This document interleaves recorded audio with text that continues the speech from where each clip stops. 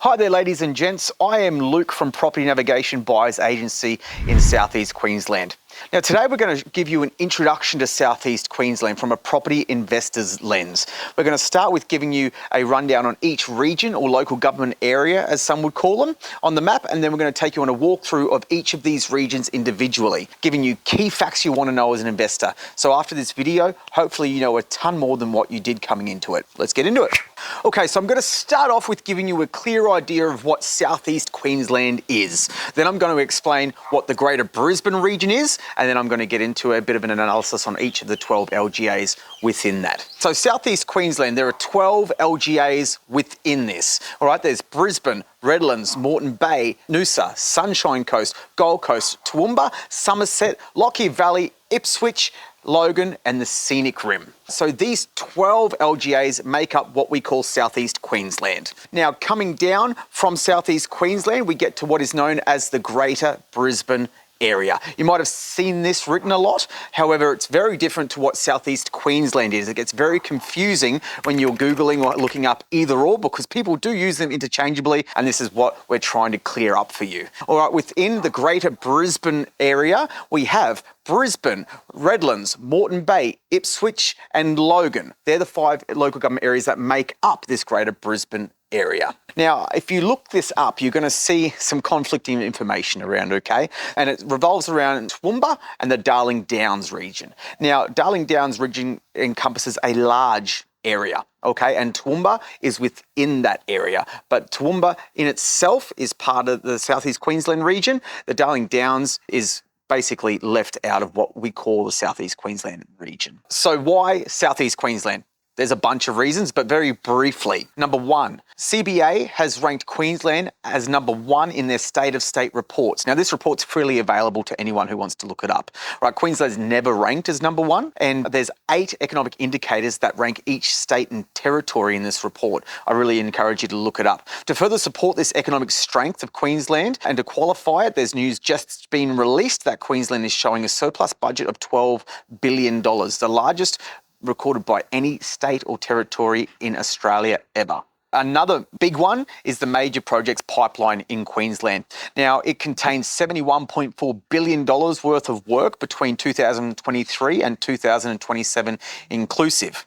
Now, this figure does not include any spending in relation to the Olympic Games, which in itself is going to be monstrous. The majority of that figure is actually going to be being spent in South East Queensland also. Now, you'll see from the image that's on the screen now, Queensland's residential building approvals have decreased over the last 12 to 24 months, and they may continue to decrease even further in the current environment. And this directly then links in with Queensland's population growth rate.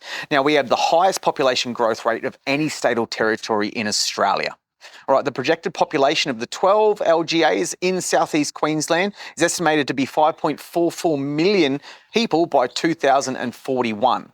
An extra 1.65 million residents, which is a 43.4% increase since 2020. Now, these figures are really great for investors to understand because it really highlights the demand for housing in South East Queensland. The vacancy rate right now is at 0.7% in Queensland. And as you can see, migration and population growth is very high. New buildings will continue to be low.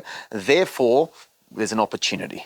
So let's kick off into the view of each of the 12 LGAs within South East Queensland. All right, so first up is Queensland's capital city, Brisbane, the laid-back gem on the east coast.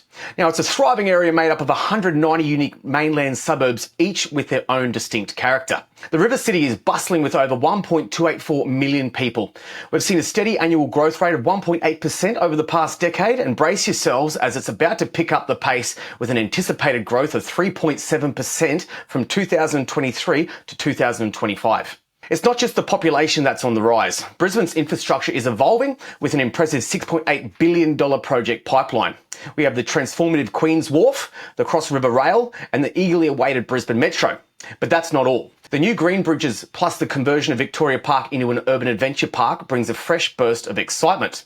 Now, that $6.8 billion pipeline does not include any spending in relation to the 2032 Olympic Games. Anticipation builds as we await the unveiling of the related infrastructure projects and the money that will be injected into those. Now on to property demand. It's soaring high with vacancy rates at a historical low of about 1%. So what's the buying for a quality investment property in Brisbane? Flashback to 5 years ago, you may have found properties in the $600,000 bracket, but fast forward to now and the market's matured and demand has grown. So you'll be looking at a minimum investment of $750,000 to $800,000. Now, as we continue our journey through South East Queensland, we find ourselves in the stunning Moreton Bay region. Now, located just north of Brisbane CBD, Moreton Bay is an expansive area that's home to 94 suburbs. Now, this region extends all the way up to the Sunshine Coast and is bordered by the Coral Sea out to the east and the Somerset Regional Council out to the west. One of the standout features of this local government area is the picturesque eastern coastline, where about a quarter of Moreton Bay's suburbs lie, offering a remarkable blend of life and leisure. Now let's talk numbers. Moreton Bay's current population stands at about 497,000 people. Now over the past decade, the region has grown at a steady rate of about 2% per annum. But hold on to your hats because this is set to ramp up dramatically with the projected growth of 5.7% between 2023 and 2025. So what does this mean for property demand? Well, Moreton Bay's vacancy rates are currently sitting at a very tight 0.8%. For those seeking a clear sign of demand outstripping supply, this is it. Now, if you're asking how much you need to secure a property in Moreton Bay, well, as of now, the median house price in the region is about $699,000. It's a value proposition that offers a blend of lifestyle and growth potential that's hard to ignore.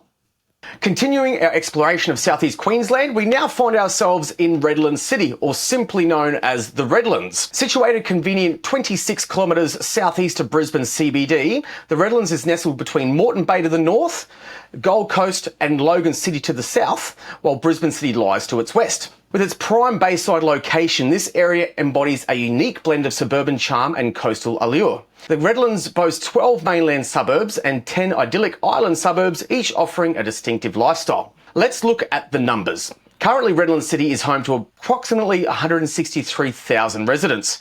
Over the past 10 years, the area has experienced a constant growth rate of 1.3% per annum. But it doesn't stop there.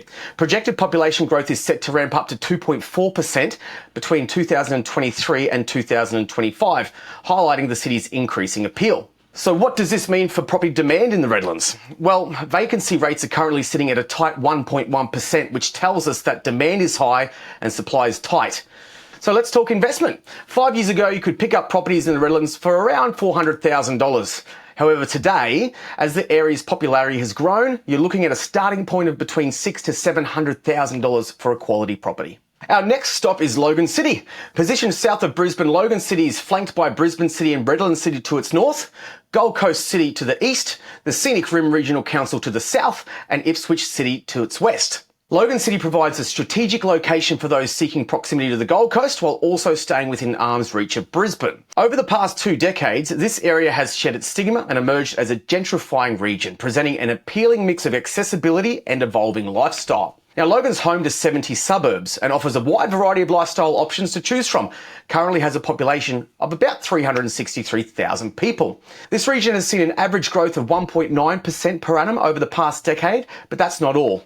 Future projections indicate an impressive growth rate of 6% from 2023 to 2025, showcasing the region's rapidly increasing appeal. So what's the property demand like? Well, vacancy rates in Logan City sit at an ultra-low 0.7%, pointing to a high demand and limited supply scenario that's favourable for property investors. Now let's talk price points. 5 years ago, properties in Logan were available in the $300,000 range. Now today, as the area continues to evolve and attract more residents, quality properties are now typically starting from the $550,000 to $650,000 mark. Moving further along in our exploration of South East Queensland, we find ourselves in the vibrant city of Ipswich. Now, Ipswich, situated approximately 40 kilometres southwest of Brisbane CBD.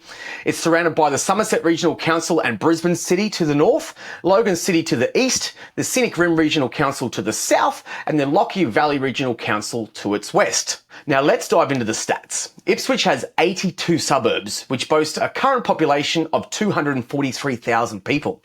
Over the past decade, the city has enjoyed a steady population growth of 2.6% per annum. Impressively, projections show this growth accelerating to a brisk 9% from 2023 to 2025. So how does this translate into property demand?